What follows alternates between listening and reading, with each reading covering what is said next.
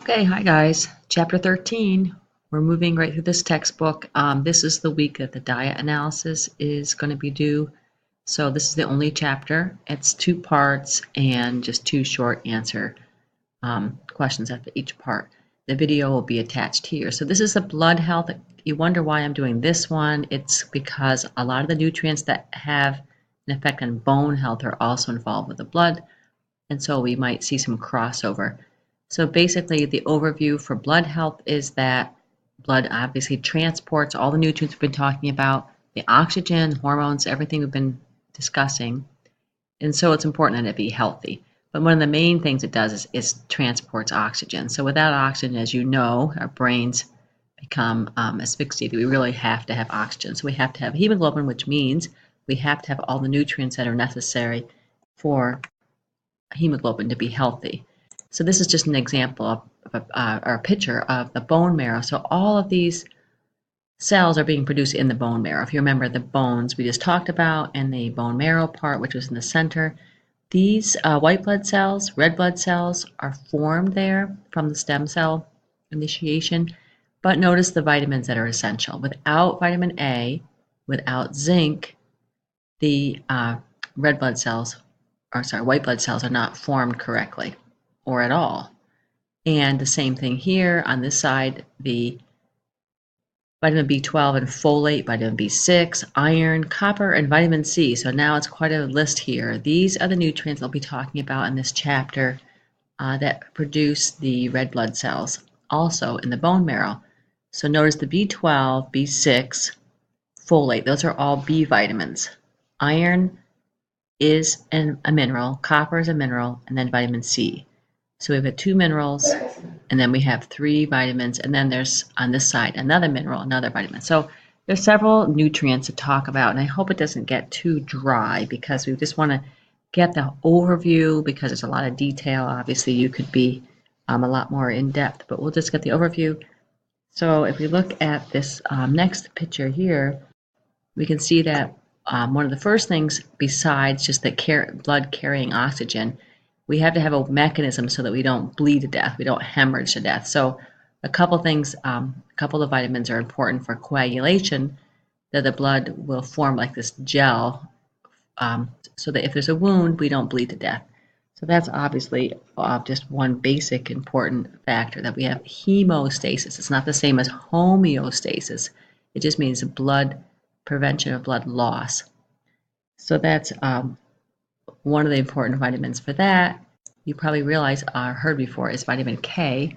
So vitamin K helps blood clot, and it is also important for bone health.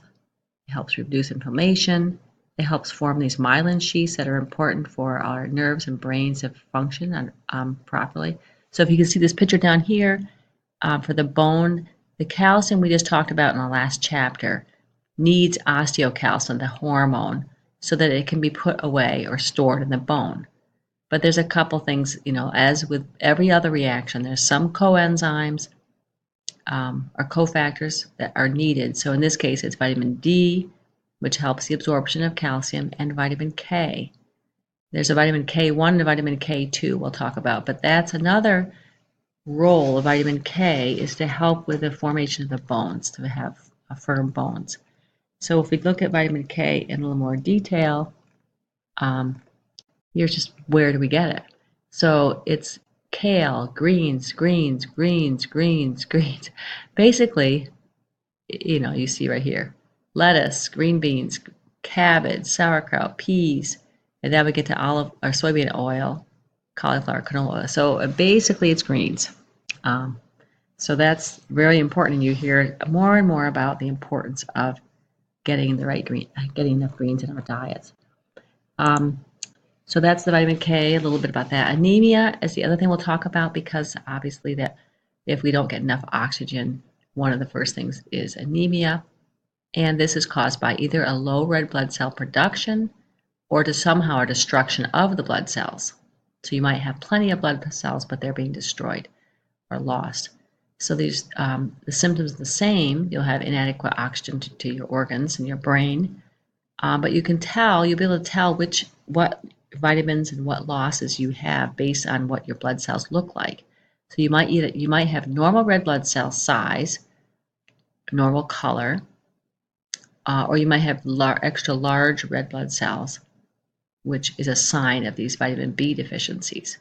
So we'll kind of look at what causes different type of anemia. It's not always just iron. The iron deficiency anemia is one type of anemia, but even just getting not enough B6, for instance, can cause anemia. Or not getting enough copper can cause a kind of anemia, because we saw in that previous picture, which is one you might want to almost memorize, that those particular vitamins are really essential to prevent a deficiency of iron. So here we can determine our deficiency by either using hematocrit or hemoglobin, where you take a sample of blood, like when you get your blood drawn, they put it in a centrifuge, and it just breaks down the plasma, the water, and the red blood cells. So you can see the concentration of actual just red blood cells. Compare it to a normal and see if you're deficient or not. So that's how you determine it. And then the symptoms are going to be fatigue, pale skin, cold, loss of appetite.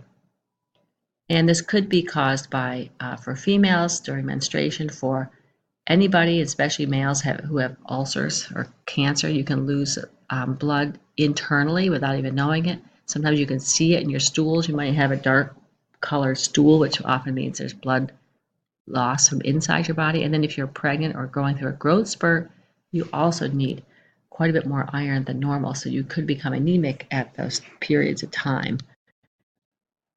So here's just a picture of some of the symptoms. So there's these different stages. Stage 1 is just that you won't notice anything. You might have lower stores in your body, but you don't notice any symptoms. Stage 2, you might notice slight changes in how you feel as you're losing more iron. But stage 3 is when you really see these symptoms occurring. You don't notice them until you've got no more. Basically, your stores are depleted, and you're only working off of what you have in your blood. So we don't all notice our anemia right off the bat, and it does take quite a while to repair. If you do have anemia, it takes up to 3 months of taking supplements before your iron builds up. It's not something you can repair overnight because of the iron taking quite a while to absorb. It's kind of an odd mineral in that it's difficult to absorb. So, for instance, here, the absorption depends on 3 factors. It depends on your status. So if you do have a low iron stores, you'll absorb more. If you're eating foods that have heme iron, which are meats or any animal product, it absorbs better than iron from beans or protein or plant products. So this is the better source if you're trying to build up your iron stores. And there's other factors that compete with iron absorption. So besides just zinc, and I think copper also. So if you have high levels of zinc in your body, you may not absorb as much iron. Or if you're drinking a lot of tea, there's tannins in tea, there's oxalate in spinach.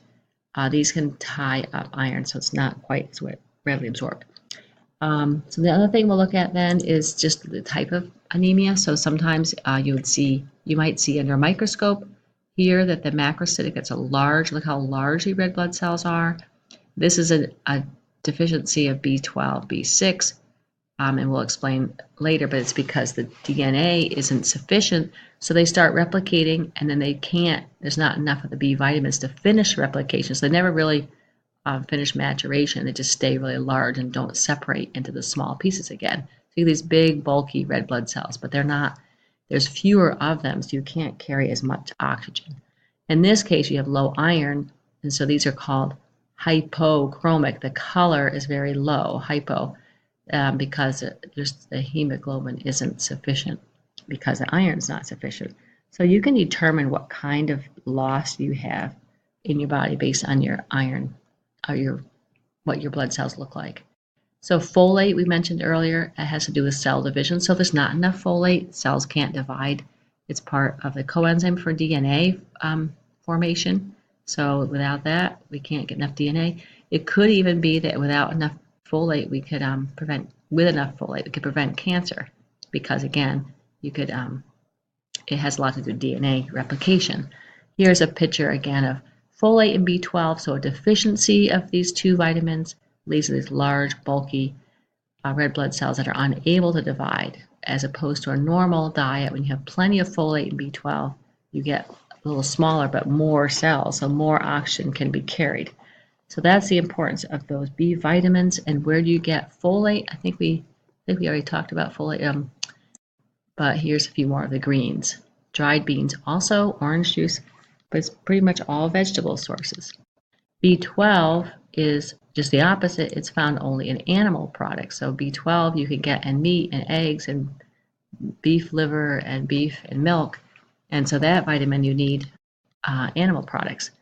An oddity about B12 is that when you eat these animal products, it always has to be attached to some protein. So when it goes to your stomach here, number 2, the hydrochloric acid in your stomach actually releases the B12, which is attached to a protein. So it's now free, but it attaches to another protein. So it can't travel without being attached to some protein. And it's actually called intrinsic factor. They just call it intrinsic factor. So it attaches to the intrinsic factor, then it moves through your colon, small intestine, and it's finally absorbed in the lower part of your small intestine. So that's an interesting for its absorption, how it's absorbed. And the foods, again, I just mentioned for B12 are these, especially organ meats, especially liver, kidneys, and hearts. If you ever eat those, like from the turkey dinner you'll be having next week. And then one more thing is copper. We mentioned copper being another, it kind of works as a coenzyme in the formation of the red blood cells. So it's found, again, in liver, green, dark, dry beans, seeds, whole grains. It's not as hard to get. With a deficiency of it, we don't form the white blood cells correctly. So it actually leads to bone loss, poor growth, without having enough copper. So those are some quick slides, and just to look at a little bit of the second set, there's just a few slides in the second group. We look at the immune function because of the blood cells forming white blood cells, which help with immunity. We notice here that, all these nutrients are important for the immune system. So we have, here's the B6 and B12 again, and the zinc again, but now we're going to add vitamin A. It's also, we mentioned that, but we haven't talked about it because that is for the white blood cells. The white blood cell needs a vitamin A for replication. It's also for skin health, with synthesis of vitamin A. So we'll talk a little bit about vitamin A in these slides here. Just the fact that we just talked about here, vitamin A and zinc are particularly important for the white blood cell formation. And the sources of vitamin A are animal products, liver, fish, again, milk, butter, eggs. So vitamin A itself, the pre-formed vitamin A, it's already a vitamin A, you get it right in your food, is in these products, animal products. But you can also get what's called provitamin A, which is a carotenoid, if you remember we talked about that. And that is found in any orange, and dark green vegetables. And our body transfers or forms vitamin A from carotenoids. So as long as we're getting vegetables and fruit with these dark colors, we can also get vitamin A. And the last thing we're going to talk about is zinc. We also saw that zinc was important. If you don't have enough zinc, it can cause growth retardation, taste alterations. You won't be able to taste food as well if you don't have enough zinc. And those foods are steak, again, a lot of meats and dairy and some seeds and so forth. So these are the outline of the slides, and you can look through the other ones, and hopefully you'll get a good feel for the importance of having nutrients for good blood health. Okay, guys, thanks.